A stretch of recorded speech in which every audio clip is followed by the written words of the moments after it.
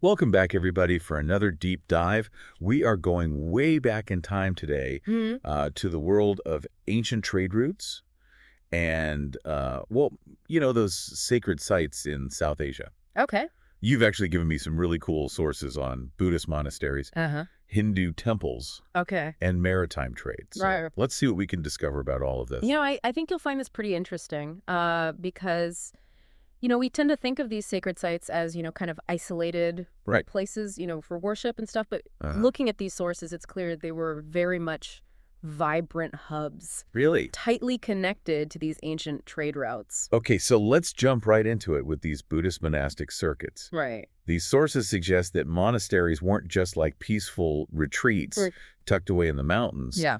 They were very active participants in a huge network Yeah. facilitated by trade routes. Yeah. And they weren't just, passively benefiting from trade. Think of pilgrims and those traveling monks, going along these routes carrying not only religious objects, but also texts and teachings, Mhm. and even like engaging in big, philosophical debates along the way. Wow. So this is really how Buddhism spread and how it evolved, Right. adapting as it encountered new cultures and stuff. So it wasn't just, goods and services being traded, Right. but also these ideas Oh, yeah. and beliefs. That's so fascinating. Yeah.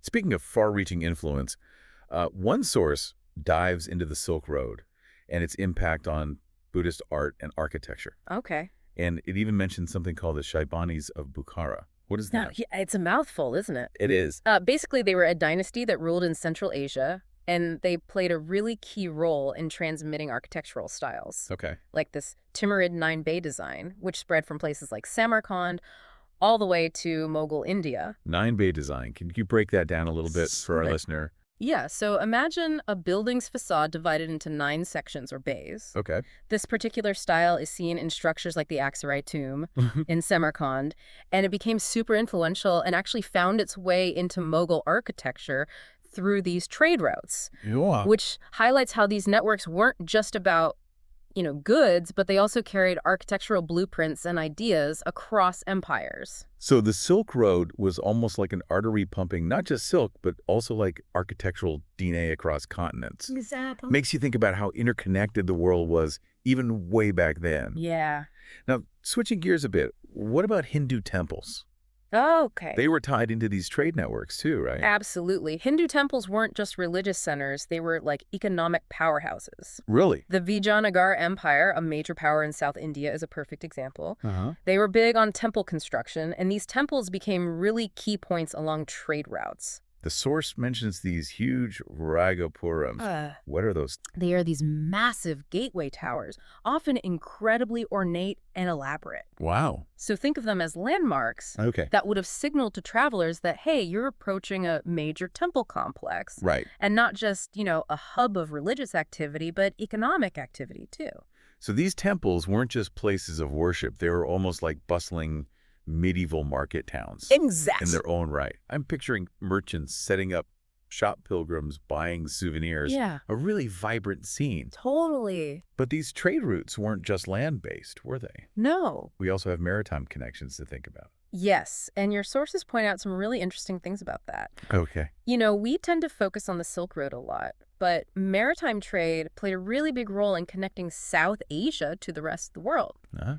In fact, maritime trade routes helped spread Vishnu worship and its iconography throughout Southeast Asia.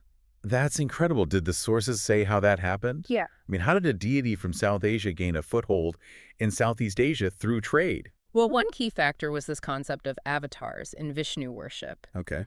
And this concept allowed for the absorption of pre-existing regional deities, Okay. making it easier for different cultures to connect with Vishnu. Interesting. For example, Krishna, originally a local cowherd deity, Right. became incorporated as the 8th avatar of Vishnu, the central figure of the Bhagavad Gita. Wow. And this adaptability helped Vishnu worship to spread far and wide. That is a fascinating example of how religious ideas can evolve and adapt Yeah. as they travel across cultures. Uh-huh. It's almost like cultural fusion, but in the world of religion. Right. And speaking of cultural fusion, it makes me think about all those spices that traveled from South Asia to other parts of the world through maritime trade. Oh, yeah, absolutely. Imagine Roman cuisine without pepper. These everyday ingredients are a testament to the reach and impact of these maritime trade networks, connecting distant cultures through something as simple as flavor. It really makes you think about how something so simple as spices can connect us to these vast historical networks, but it also makes you wonder, what were the driving forces behind these ancient trade routes in the first place? I mean, was it purely economic gain, or were there other motivations at play? That is a great question. Yeah. It seems like it was a mix of factors. Hmm. The sources mention how controlling these trade routes meant controlling wealth and resources, Right. especially for empires like Vijayanagara. Uh-huh. But there's also this really fascinating passage about the role of pilgrimage in shaping these routes. Yeah, it mentions how pilgrimages, especially in the context of Buddhism, weren't just, spiritual journeys. Right. They also stimulated economic activity along the way. Think about it. Pilgrims need food, they need lodging, they need religious objects. Right. This created a demand that merchants and artisans were eager to meet, setting up shop along these, well-traveled paths. So it was a mutually beneficial relationship. Yeah. Pilgrims got what they needed, and Mhm. the economy thrived along these pilgrimage routes.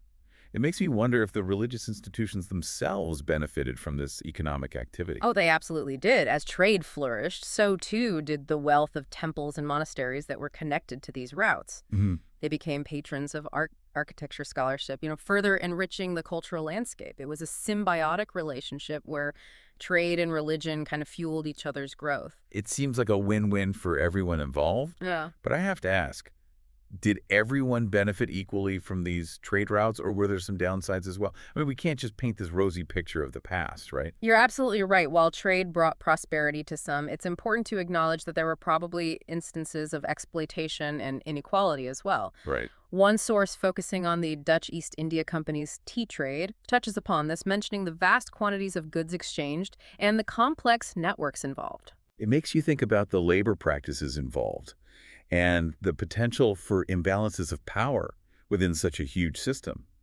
I guess even in the ancient world, trade wasn't always a force for good.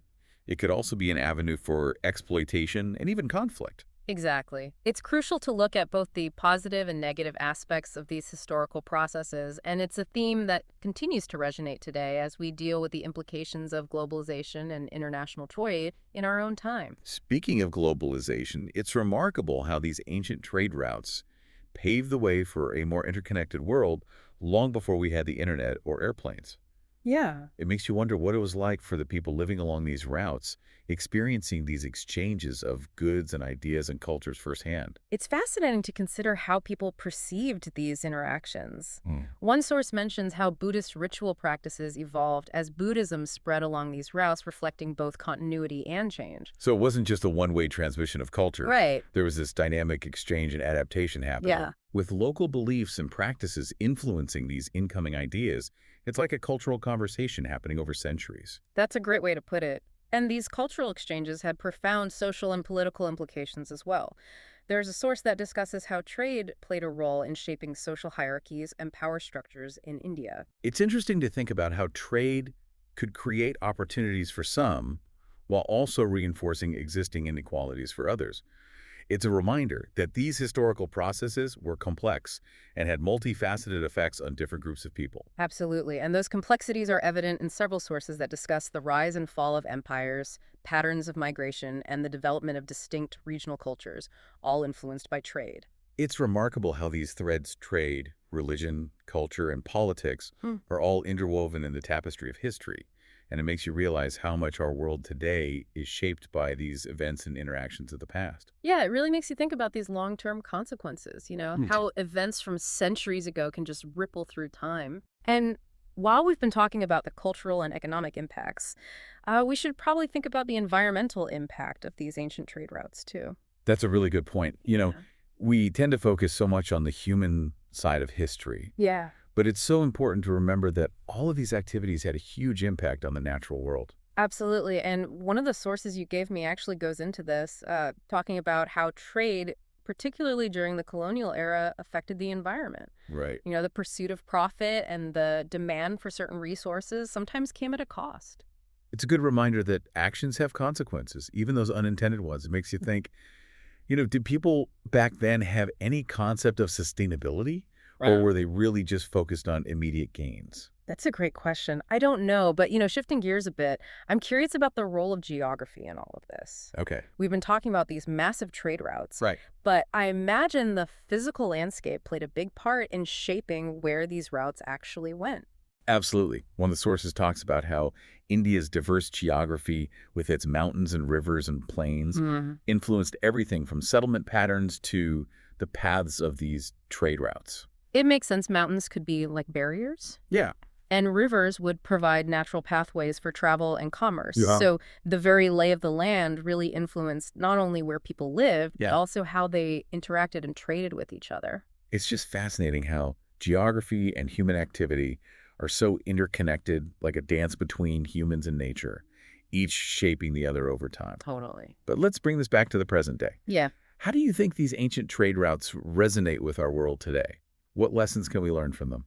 I think one major takeaway is the interconnectedness of our world, Uh-huh. Just as these ancient routes link distant regions, globalization connects us today on an even bigger scale. Right. It's like a digital Silk Road, right? Yeah. With information, goods, and ideas flowing across borders at an unprecedented pace. It really makes you think about the opportunities and the challenges Yeah. that come with this level of interconnectedness. Just like in the past, there's that potential for cultural exchange and economic growth, Right. but also the risk of exploitation and conflict. Exactly. And Huh. studying history, especially something like these ancient trade routes, gives us valuable insights into these complex dynamics. It helps us understand how interconnectedness has shaped societies and cultures and even the environment throughout history. It's like having a roadmap of the past to guide us through the challenges of the present. Exactly. And speaking of challenges, one thing that really struck me while going through these sources was the persistence of conflict throughout history. Despite the potential for cooperation and cultural exchange, there always seems to be this struggle for power and resources. You're right. Several of your sources touch upon this, talking about the rise and fall of empires, political struggles, and the legacies of colonialism. It's a reminder that progress isn't linear. And history is full of, complexities and contradictions. It's a sobering thought, Mhm. but an important one, too. It reminds us to be mindful of the past and to learn from its triumphs and its tragedies. Absolutely. So as we wrap up this deep dive into ancient trade routes, what's the final thought you want to leave with our listener? I think the biggest takeaway is that these ancient trade routes weren't just about moving goods. They were conduits for ideas, beliefs, cultural practices, Right. shaping the very world we live in today. Yeah. And just as those ancient routes left their mark on the landscape, our choices today will shape the world of tomorrow. It's a powerful reminder that we're all a part of a larger story, a story that unfolds across generations. And understanding that story can help us make more informed decisions and hopefully create a more just and equitable world. Thanks for joining us on this journey through time, and until next time, keep exploring.